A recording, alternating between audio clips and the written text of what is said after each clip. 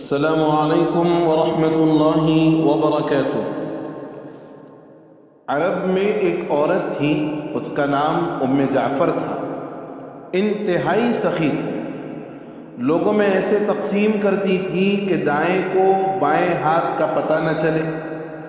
کچھ دنوں سے وہ ایک راستے سے گزرنے لگی، اس راستے پر دو اندھے بیٹھے ہوتے، یہ دونوں صدائیں لگاتے۔ ایک کی صدا ہوتی الہی مجھے اپنے فضل و کرم سے روزی عطا کر، دوسرا اندھا کہتا یا رب مجھے ام جعفر کا بچا ہوا عطا کر۔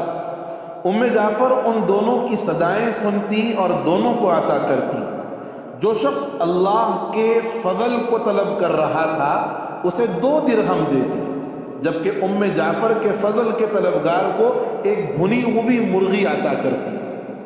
دلچسپ بات یہ ہے کہ جسے مرغی ملتی وہ اپنی مرغی دوسرے اندھے کو 2 درہم میں بیچ دیتا۔ کئی دنوں تک یہ سلسلہ چلتا رہا۔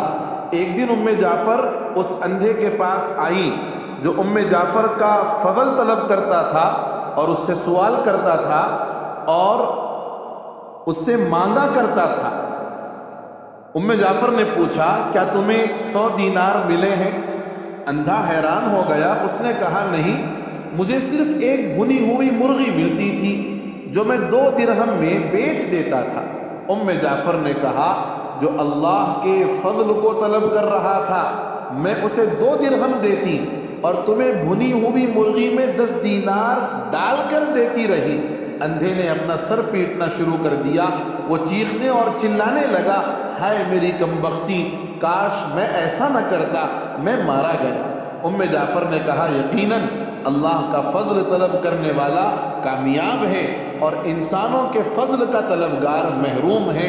جو اللہ کے فضل کے سوا دوسرے راستے تلاش کرتے ہیں انہیں دنیا میں گھاٹا ملتا ہے اور آخرت میں رسوائی نصیب ہوتی ہے۔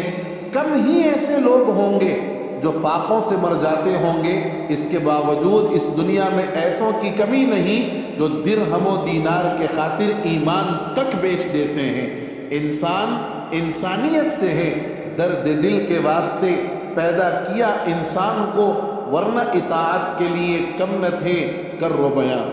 اللہ تعالی ہم سبوں کو محض اپنے در سے لینے والا بنائے اور اپنے در پر ہاتھ پھیلانے والا بنائے اور دنیا کے واسطوں سے لینے سے ہماری حفاظت فرمائے۔